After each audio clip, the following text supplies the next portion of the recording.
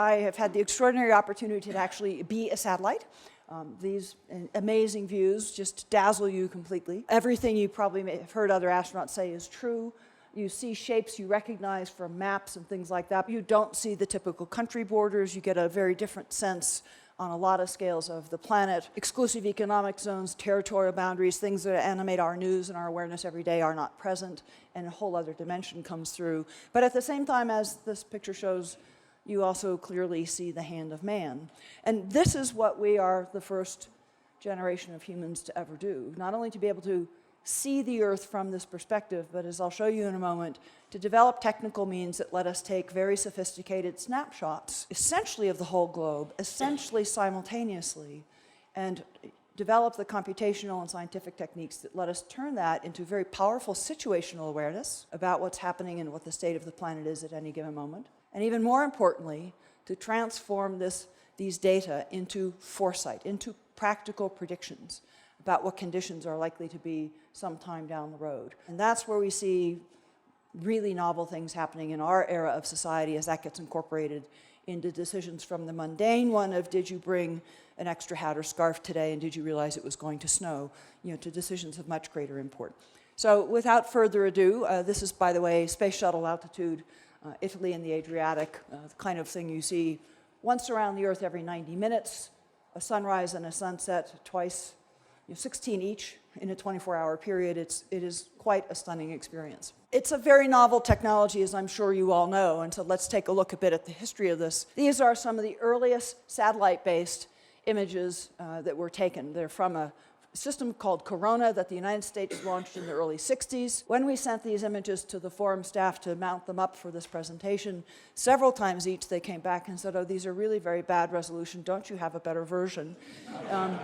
In their time, they were 3 times better in resolution than anything that had been taken by aerial photography before. The motivation, as you appreciate, was initially the classic high ground motivation of humankind to have a sense of the lay of the land and of the actions of other parties that might be competitors or might be adversaries, military intelligence, troop movements, missile emplacements, those sorts of things. Pivotal role in the Bay of Pigs. It was an astonishing and revolutionary capability at its time, and just as an aside, to me, maybe even the more astonishing bit was how you got these images back. You actually popped them out of the rocket at very high altitude, huge spools of film. You think your old film camera was complex in the back the way it wound the film out. You ain't seen nothing yet. Run it through, take the picture, spool it again in the nose cone, pop it off, and then fly an airplane by at the right place in the right time to snag the parachute out of the air and bring it back to the lab. They got pretty good at that, but obviously some fair amounts of data were lost. And it was not timely, it was not low latency. It took quite some time to get that to the Earth and then to the lab and then through the lab and then to you who perhaps wanted to use it. And obviously data rates were low, and obviously data reliability was low. And I point that out, obvious though it is, just to remind us that in this as in other things, it is transformations through every link of the chain, from the taking of a measurement to the use of it. Transformations all along that chain are what transform our use of them and the way they can engage society and shape our lives. Looking where people are and what people are doing was one dimension. Weather has always been a factor in human affairs, both economically and public safety and militarily. So very shortly after implementation was to try to see what can we learn and can we begin to develop better forecasts of the weather if we have an overhead view. These are 2 of the earliest weather satellites and the kind of imagery they took. Truly very simple, black and white, quite like your film camera, just simple cloud images. But if you live in California and you're dependent on weather systems that are coming in from over the Pacific Ocean, if you live in Europe where you've got 3,000 miles of ocean upstream of you, the ability to see what cloud formations are over that ocean, because they're going to sort of stay intact and come your way 3 or 4 or 5 days later. That alone was pretty revolutionary weather reconnaissance in its day. Just figuratively, this graphic shows some of the United States overhead observing systems. These are all civilian scientific systems, NASA, NOAA, the US Geological Survey. They do things ranging from measure cloud properties to measurements that help us understand the water cycle, soil moisture, Landsat for land cover, solar irradiance, all sorts of different measurements that we developed over these decades, specific sensors that can provide the raw data that we can convert into those attributes. Satellites don't measure those attributes directly. They measure radiance. They measure light that's scattered or emitted from the Earth. And it is a body of scientific knowledge accumulated through a lot of research that lets us translate those radiances into these particular properties that are of interest to business planning or to agriculture. So quite an array now. Europe has a number of satellites that do similar functions, so does Japan, and others are joining this club and adding to the stock of satellites and sensors that help us understand this Earth. And as I've alluded to, there are different kinds of eyes, if you will, on each of those satellites, and I show here just a few global representations of the kinds of measurements we now can make. You have in the upper left sea surface temperature. Again, how revolutionary was it to be able to see the whole globe almost simultaneously for sea surface temperature? It's that data. It's the global view of those data in the early 1970s that transformed our understanding of El Nino from a local fisheries crisis that hit Peru occasionally to understanding it's a global oscillation in the Pacific Ocean. It's one of the fundamental heartbeats of the planet. It affects the ocean and the atmosphere, and it drives about half of the weather variability of Europe or the central United States. Transformational understanding of what was going on there. The upper right, you see the gravity field of the Earth, again, measured from space, measured by satellite. The lower left is chlorophyll, land cover vegetation on the land surface, and chlorophyll, or the biological productivity of the ocean, in the ocean areas. And finally, on the lower right, the sulfate aerosol content of the atmosphere, 1 month's worth of aerosols in the atmosphere. To be able to see these properties on a global basis, see the integrated system in near simultaneously is scientifically quite transformative. But again, you're measuring radiances that also are quantitative and rigorous, and so it lets you not only make a map, but proceed into other analyses that are even more useful to society. We've been able to monitor change over time, which is important on a number of levels for different planning. On the left here, you see the human development, the civilization, habitation, settlement patterns around the Las Vegas area, and you see Lake Mead sort of fluctuate through these seasonal cycles. And on the right, you see the flow of sediment and nutrients, fertilizer, chemicals into the Gulf of Mexico through the Mississippi Delta. 41% of the United States land area drains down that rivershed into that one point in the Gulf of Mexico. We sometimes have dead zones there that are without oxygen that are the size of several of our states. We can watch sulfur in the atmosphere. That's what the image on the left is. This is a year's worth of sulfur emissions and aerosols. You see small volcanoes. You see large urban industrial areas, as in eastern China. You see little tiny filaments in the southern Indian Ocean where there are tiny little volcanoes that are continuously emitting sulfur. On the right, again with a gravity measurement, monitoring the state of the entire ice mass on the continent of Greenland. And in each of these cases, they're not only pretty loops and fascinating movies, but expert scientists in these phenomena, when we can see that whole picture, come to recognize features and aspects of the dynamic system that were not apparent before, that we then can hone in on and refine our understanding of. And of course, we can zoom in and look at more narrow phenomena like the dynamics over time of a single glacier, in this case in the areas of Alaska. You commonly hear people say, well, satellites give us this, satellites tell us that.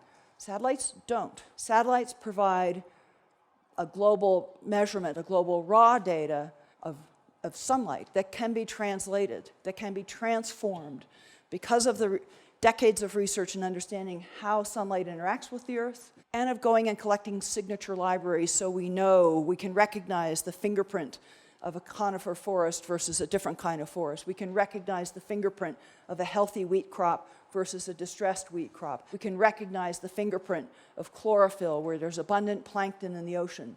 So when you see these pretty loops and images, again, to appreciate, it takes all of that, and it also takes measurements on the ground to anchor and calibrate those sensors. Understanding the El Nino in a way that we can turn to practical forecast takes the satellite temperatures, but also an array of buoys in the ocean that give us the third dimension of the ocean itself. At NOAA, the agency I lead, this is our business, to take knowledge of the Earth and transform it into actionable, timely, useful information. We call it environmental intelligence, to deliver it to our citizens, to inject it into business for their decision making. That's what we do for a living. And here are a couple of the kinds of products that we put out, from long-range climate predictions, decades to half centuries out into the future, to the drought monitor. This is a recent image of about a year ago actually, of the drought conditions in the United States. It's now much more intense in California, and a combination of on-the-ground measurements and overhead measurements that give us this synoptic view. The conventional ones we all know, of course, are hurricane measurements and daily weather forecasts. 80%, the way your weather forecast is made, 80% of the data that are involved in making your daily weather forecast come from these overhead satellites that measure vertical profiles of the atmosphere. You crunch that through a numerical model, and you produce a prediction of what the state of the atmosphere will be 24, 48, so many hours out. That is how it is done. This is India in monsoon conditions, flooded ground, heavy downpours. The monsoon usually starts around the June timeframe in India, and its rainfall is absolutely critical to the food crop, to the yield, to the wheat crop and its yield. In 2009, NOAA, as a bilateral exchange, exchanged climate and weather model capability with the Indian Meteorological Service and training and capacity building. If the monsoon doesn't develop as expected, if the rains fail, the wheat crop fails, and you find yourself a few months later in a pretty significant food security crisis. Well, the whole world by this point is seeing the failure of crops in the drought-affected areas, and prices have begun to spike. So by the time you know you don't have a monsoon, you also cannot afford to go to the market and buy enough wheat on the open market to feed your people. Climate predictions based on these satellite informations have now allowed the Indian government to have an affirmative signal months ahead of that, of whether they will have a monsoon or not, and to know whether they need to go preemptively to the commodities market and hedge the food risk by buying wheat in advance. Satellites taking a major national country out of the spot market for wheat because of the foresight that practical prediction lets us develop. These applications are beginning to develop in many, many, many different arenas. We are in our diapers as human beings when it comes to really understanding how to infuse this kind of environmental intelligence into social and commercial and economic decision-making, and having the tools that connect the data to the information, to the insight in ways that are useful to those practitioners. It doesn't do to write the fancy science paper and put it in a journal and leave it on its shelf. That strands the insight. How do we get it into these decisions? I touched on agriculture, from water stress in particular, but also crop health and forecasts, as in India. Renewable energy siting, boundary layer winds, where are the favorable areas, consistently favorable areas? The retail environment on the bottom right. We know a half a dozen major consumer retailers just in the United States alone that look always at the Tuesday weather forecast that we put out to make their Thursday shipping decisions for their weekend shopping. So optimizing your supply chain and optimizing production across a simple thing as consumer retail. Obviously, transportation, weather, both the operational weather, but also the hot and cold that can affect installed systems like rail tracks. These forms of information are increasingly getting into stock trading and commodities trading desks. In the United States, the model is that NOAA produces the foundational data, the basic underpinning and the basic underpinning products. And we stop there. And these sorts of analytics and tailored services are done by private sector companies. They are more nimble at meeting the evolving need of both society and the consumer, but the underlying data are treated as global public goods. They are an open innovation platform for anyone to use, and that also helps ensure that the basic governmental proposition of ensuring the safety of our public is never something that becomes a fee service. It is always that basic public good that we can deliver. What might be a next in just this arena of looking at the Earth and turning it into useful information? Science and technology will continue to advance. Sensors will be able to see finer spots of ground, and they will be able to see with finer spectral resolution, so to distinguish more signatures of key features and phenomena. I think a companion trend that will revolutionize this enterprise in very fundamental ways is densifying sensor networks on the ground, so that you can take this kind of insight and bring it down to more localized and specific impact levels, urban environments, for example. This is a big data arena. NOAA produces 20 terabytes of data per day, twice our Library of Congress.